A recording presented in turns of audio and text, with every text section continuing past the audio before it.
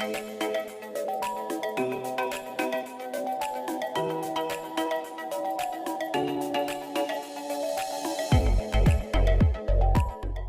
हमारा देश दुनिया का दूसरा सबसे ज्यादा जनसंख्या वाला देश ही नहीं है, दुनिया का सबसे युवा देश भी है। हम बचपन से सुनते आए हैं कि इंडिया एक इमर्जिंग इकोनॉमी है, लेकिन ये कब तक इमर्जिंग ही रहेगी।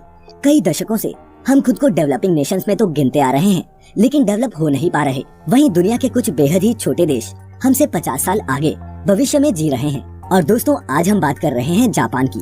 जापान हमारे राजस्थान राज्य से कुछ ही बड़ा है, और जिस तरह भारत ने 1947 में बंटवारे का दुख सहा है, उसी तरह जापान को भी 1945 में दो एटम बम का दर्द अपनी जमीन पर झेलना पड़ा।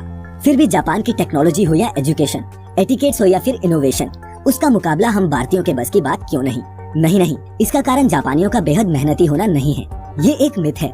तो वो क्या क्या कारण है जिस वजह से नहीं कर सकता भारत जापान की बराबरी? आज की इस वीडियो में हम आपको यही बताएंगे। लेकिन एक बात मन से पहले ही निकाल लें कि हमारा मकसद भारत को नीचा और जापान को ऊंचा दिखाना हरगिज नहीं है। यहाँ होने वाली हर बात फैक्ट है, तो सीट से चिपक कर बैठे रहें। भारत और जापान का इतिहास तो एक सा है, लेकिन दोनों देशों की वर्तमान स्थिति में जमीन और आसमान का अंतर है। जापान भले ही इंडिया के मुकाबले जन और जमीन के मामले में छोटा देश हो, लेकिन और चीजों में वो भारत से काफी आगे है। सबसे पहले तो जापान के बारे में कुछ भ्रांतियां हम मिटाएंगे जो आम बोलचाल में हमें अक्सर सुनने को मिलती हैं। सबसे पहली भ्रांति वो ये है कि जापान के लोग बहुत मेहनती हैं, इसीलिए वो देश इतना आगे है। हाँ, जापानी मेहनती हैं, पर क्या हम इंडियंस मेहनती नहीं?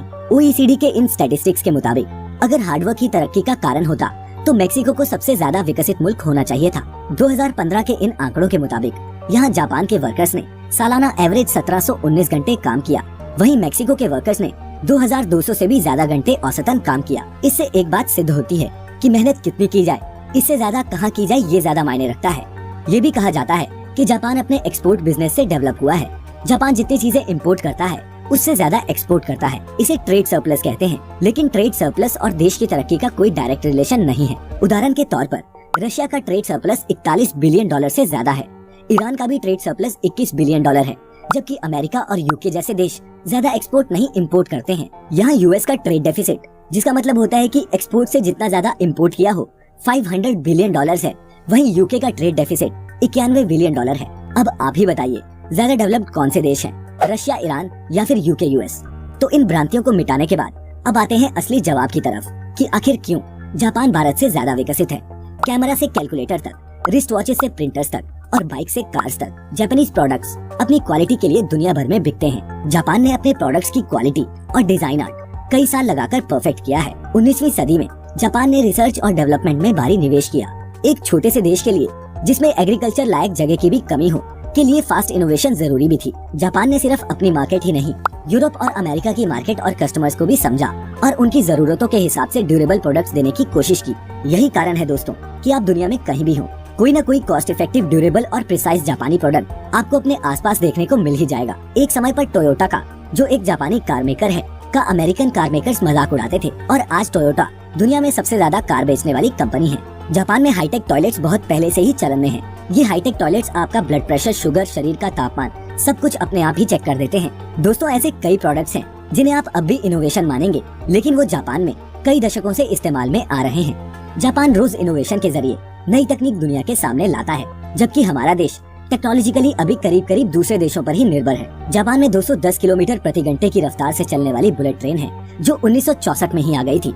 जी हाँ, 1964 में ही, जबकि हमारे पास अभी भी 160 किलोमीटर प्रति घंटे की अधिकतम स्पीड वाली फास्टेस्ट ट्रेन है। हमारे देश में मुंबई अहमदाबाद रूट पर भविष्य में चलने वाली बुलेट ट्रेन भी जापान के पैसे और उसी की टेक्नोलॉजी की सहायता से बनाई जा रही है। इकोनॉमी की बात करें तो जापान विश्व की तीसरी सबसे बड़ी इकोनॉमी है, जबकि भारत 5वें नंबर पर है।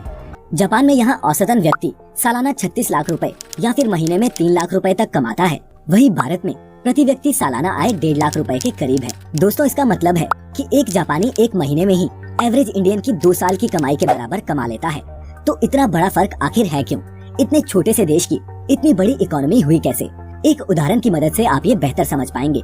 फर्ज करिए आप कपास के व्यापारी हैं और मैं एक कपड़े की फैक्ट्री चलाता हूँ। मुझे कपड़ा बनाने के लिए कपास खरीदनी है, जिसका भुगतान मैं बैंक से लोन लेकर करूँगा। मैंने आपसे 1 लाख रुपए की कपास खरीदी, जिससे मुझ पर 1 लाख रुपए का लोन चढ़ गया और आपकी 1 लाख की कमाई हो गई। आपने गौर किया कि मेरा कर्ज आपकी इनकम बन गई और इसी तरह अगर कोई और लोन लेकर मुझसे कपड़ा खरीदेगा तो उसका लोन मेरी इनकम बन जाएगी, जिससे मैं अपना बिजनेस, घर परिवार सब चला पाऊंगा और इन्वेस्टमेंट्स भी करूंगा। अब ये क्रेडिट या लोन बैंक मुझे नहीं देता तो ना मैं आपसे कपास खरीद पाता और ना ही आगे कपड़ा बेच पाता, जिससे ना मेरी आमदनी होती और ना आपकी। कपड़े की फैक्ट्री भी नहीं चल पाती। दोस्तों, मॉडर्न इकोनॉमी इसी क्रेडिट के सिद्धांत पर काम करती है। वर्तमान में 95% पैसा जो अस्तित्व में है, असल में वो क्रेडिट है। जापान ने इसी क्रेडिट एक्सपेंशन की पॉलिसी को अपनाकर जापानियों की इनकम, इन्वेस्टमेंट्स, प्रोडक्टिविटी और क्वालिटी ऑफ लाइफ को आज इस मुकाम तक पहुंचाया। बैंक्स ने बेहद कम दरों पर बेशुमार लोन दिए, जिनसे बिजनेसेस, स्टार्टअप्स और इन्वेस्टमेंट्स की जापान में आंधी आ गई, जिसने जापान को आर्थिक तौर पर संपन्न बनाया। जापान में आज भी बैंक की लोन दरें दुनिया में सबसे कम में से एक है। यहाँ भारत में बैंक लोन लगभग 9% के एवरेज इंटरेस्ट रेट पर मिलता है, वहीं जापान में लोन 1% जैसे कम इंटरेस्ट रेट पर मिलता है। इस आर्थिक आजादी और इनोवेशन के अलावा और भी कई कारण हैं जो इस छोटे आइलैंड देश को हमसे बेहतर बनाते हैं। तो आइए डालते हैं इन सभी कारणों पर एक नजर। सबसे पहला कारण है जापानी संस्कृति आपसी सम्मान, बलिदान और पकड़े हुए काम को पूरा करने के लिए प्रेरित करती है। जापानी हमारी तरह टेम्पररी फिक्सिंग या फिर जुगाड़ नहीं करते। जापान में सामाजिक सद्भाव और समर्पण की एक मजबूत संस्कृति भी है जो उन्हें इकट्ठे आगे बढ़ने में मदद करती है।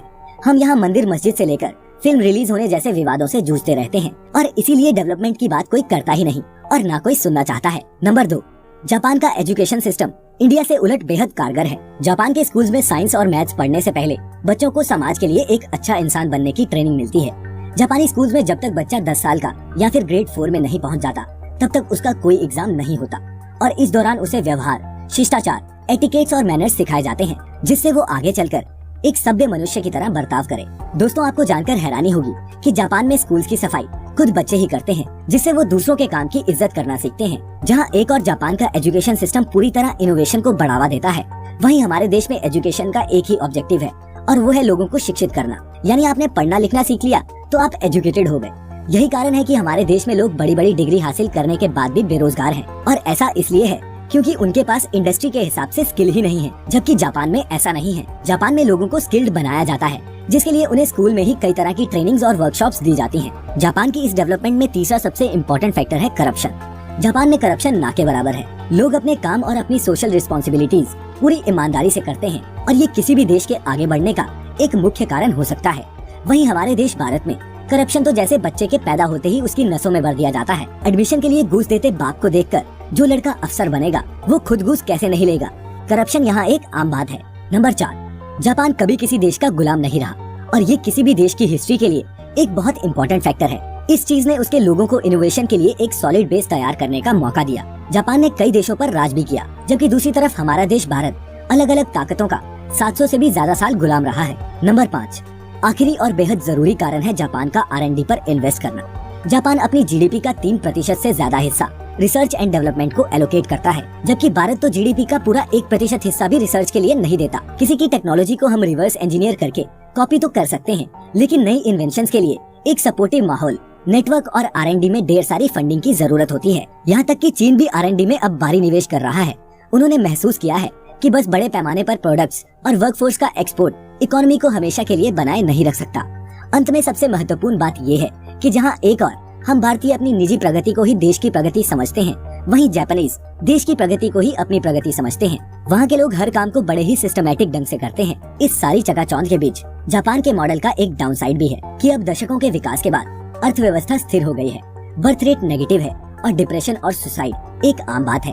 खैर, आजादी के इन 70 वर्षों में हमारे देश की उपलब्धियां भी बहुत सराहनीय रही हैं, लेकिन हम अभी तक जापान के स्तर पर नहीं हैं। उम्मीद है कि अगले कुछ दशकों में हम वहां पहुंचेंगे। दोस्तों, हमारा मानना है कि भारत की समस्याएं आर्थिक से ज्यादा राजनीतिक और सामाजिक हैं। हमें आगे बढ़ने के लिए अपनी पुरानी रूढ़िवादी सोच को पीछे छोड़ना ही होगा। हर नागरिक को बराबर का मौका और हक देना होगा, तभी हम मुकाबला कर पाएंगे 2050 में जी रहे जापान का। उम्मीद है दोस्तों आपको आज की ये वीडियो पसंद आई होगी।